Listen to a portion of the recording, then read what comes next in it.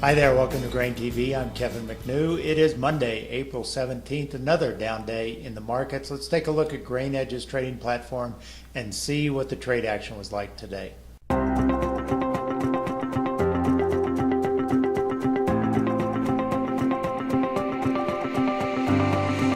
Sunday saw soybeans rally out of the gate, climbing 5 cents, but by morning the soy market held only modest gains while corn and wheat had slim losses. The opening bell this morning brought little buying enthusiasm, and most of the day saw grains stair-step lower.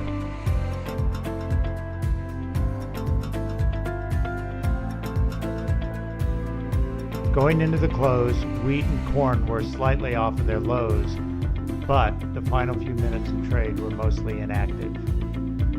On the close, corn was off 4.5, soybeans were down 2.25, and welcome back. Let's take a look at some of the news that was shaping the grain trade. Let's start first of all in the soy complex. The U.S. Department of Commerce said that they would be exploring dumping and subsidization issues related to biodiesel coming into the U.S. from Argentina and Indonesia.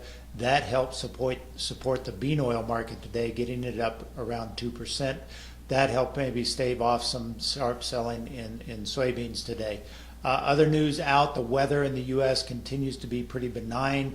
We see very active rainstorms coming through the central plains areas, helping the hard red winter wheat crop, as well as into the western corn belt.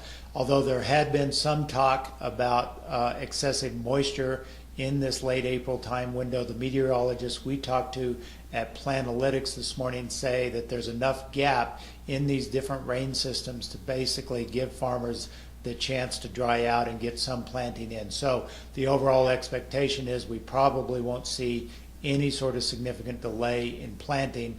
And speaking of planting, the USDA will release their planting progress report. It's expected to see 8% of the U.S. corn crop planted as of Sunday night. That would be up from 3% last week and on par with the normal time for this time of year. Other news out today, we had weekly export inspections. These were pretty neutral. In the case of corn, coming in at 1.3 million metric tons. In the case of beans, coming in on the low side at 430,000, and wheat coming in well above expectations at 672,000. Overall, this did little to sort of change the mood, which was wheat really getting drugged down in the face of these weather systems that are favoring the southern plains, as well as corn also getting drugged down by the fact that we don't expect any sort of significant planting delays, at least at this early juncture in the planting season.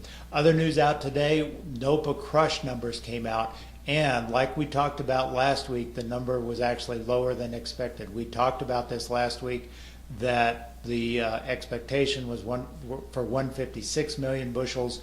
The trade missed that mark this week by 3 million bushels in conjunction with where they missed it last week. So when we look at this chart for NOPA crush year to date, 7 months into the marketing year, what we see is year to date crush numbers are up 1.7% or 1.8% from last year.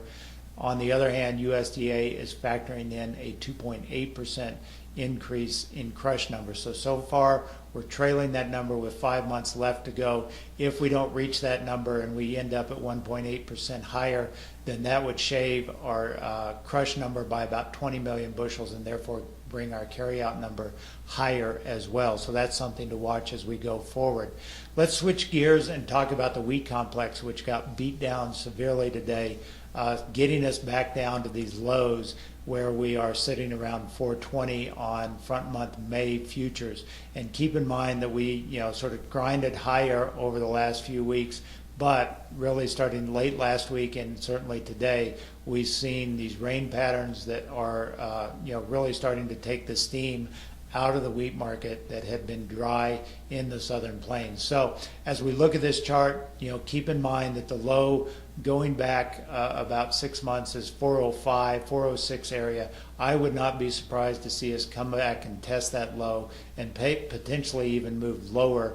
The low set back in August of 2016 was about 380 going back on the weekly continuation chart. So I think there's still more downside risk here. As bad as the prices are, Certainly, the yield potential keeps going up with these rain systems. Yes, we did cut wheat acres, but there's no shortage of wheat in the global marketplace. We look to be having at least average yields with the potential maybe for another above trend line yield this year as well. So that would certainly be devastating for the wheat market, and I think we're going to need to retest these lows before it's all said and done. As always, if you'd like help in your own grain marketing situation, I encourage you to visit us online at grainhedge.com. Look at our grain trading services through our platform. Only $7 aside to trade through us, and you get weekly commentary and technical alerts every morning in your email inbox. Have a great day. We will talk to you on Tuesday.